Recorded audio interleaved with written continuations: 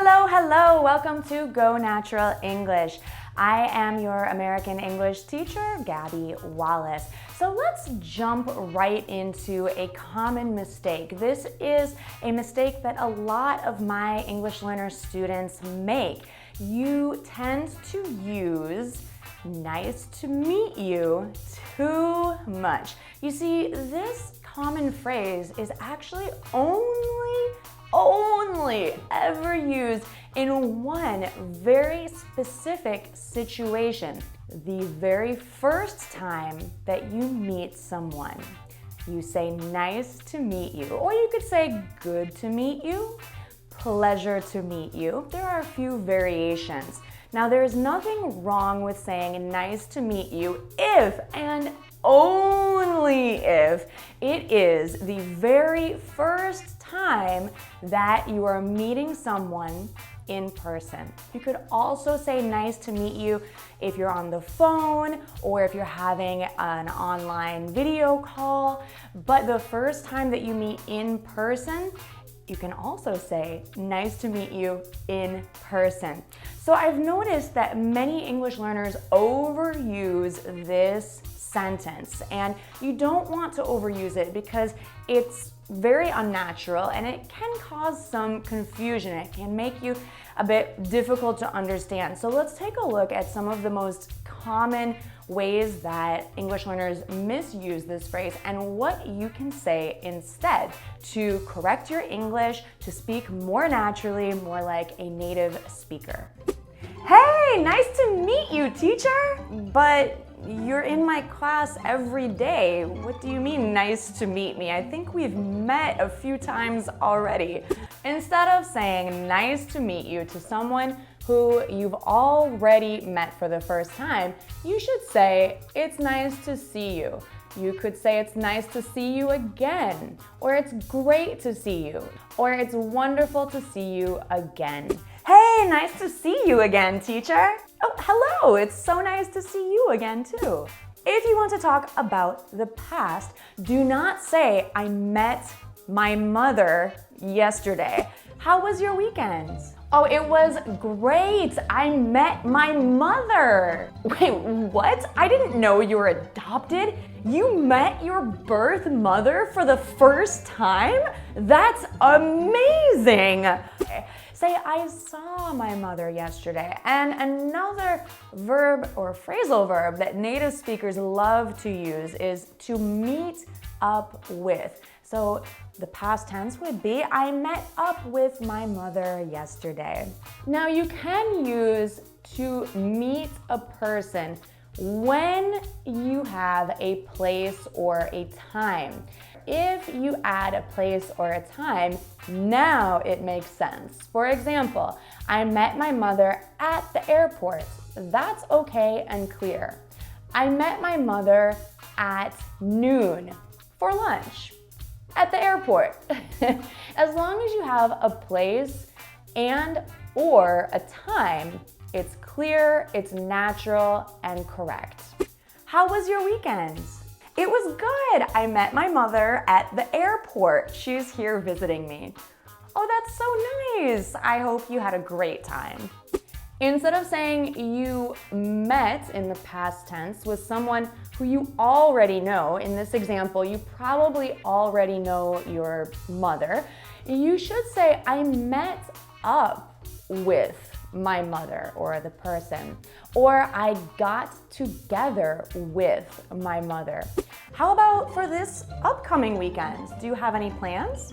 Well, before we talk about weekend plans, teacher, I wanted to know if I could ask you for some extra help.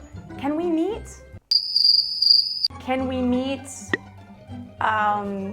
another time? We are meeting right now. What do you mean? I need a little extra help. Could we meet after class? Yeah, sure we can meet after class. Thanks for asking for extra help. It's my pleasure. You can also use this to make plans for the future. So instead of saying, meet me tomorrow or let's meet tomorrow, it is more natural to say, let's meet up tomorrow or meet up with me tomorrow. So you can use this phrasal verb a lot, but the plain verb to meet is only used for the first time you meet someone. You could also say, I went out with the person, but be careful because to go out with, or in the past tense, I went out with, is another way to say dating. So if you're not romantically involved with the person, if it's pretty clear that you wouldn't be romantically involved with the person, it's fine, there will be no confusion. But if there's any chance that you could be actually dating this person, you might not want to use the phrasal verb to go out with because it could cause confusion. If you're talking about plans for the upcoming weekend or any time in the near future, or if you're inviting someone to do something together, don't use let's meet. We need to use the phrasal verb let's meet up, or again, a place and a time. For example, let's meet at the cafe. Let's meet up this weekend. It's better to use the phrasal verb let's meet up. It sounds more natural and more native-like.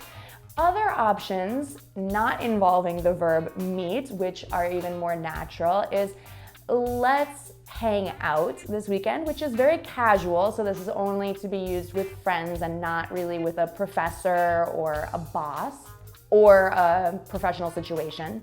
Let's go out this weekend. Now, again, be careful with this verb to go out because it also is related to dating. It sounds like you are asking someone on a date. Do you want to go out with me? Means in a romantic way. So I would avoid using this phrasal verb if you don't have romantic intentions. Alternatively, you could say, let's do something this weekend, or let's make plans this weekend. Let's make plans is a pretty good one, and it sounds professional. Even more professional and better for a work situation is let's schedule something for a time. For example, let's schedule something for next week. Let's schedule a meeting for next week, or let's schedule coffee for next week. You could also say, let's get together for coffee next week.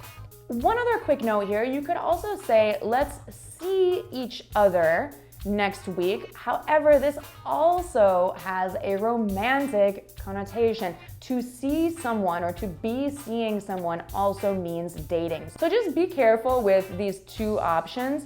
To be seeing someone or to go out with someone really mean to be dating someone. So instead of those two, I would use let's make plans or get together, or better yet, to meet up. That little preposition makes a big difference in clarifying and to make it clear that you're not talking about meeting someone for the first time. If it was your first time here, it was so nice to meet you. And I'd love to meet up with you again, but I need you to do something for me. Subscribe and hit the notification bell so that you can know when we'll meet up again here. Now, I'll see you right over here so that we can talk about the very important difference between to know and to know of. I'll see you over there. Bye for now.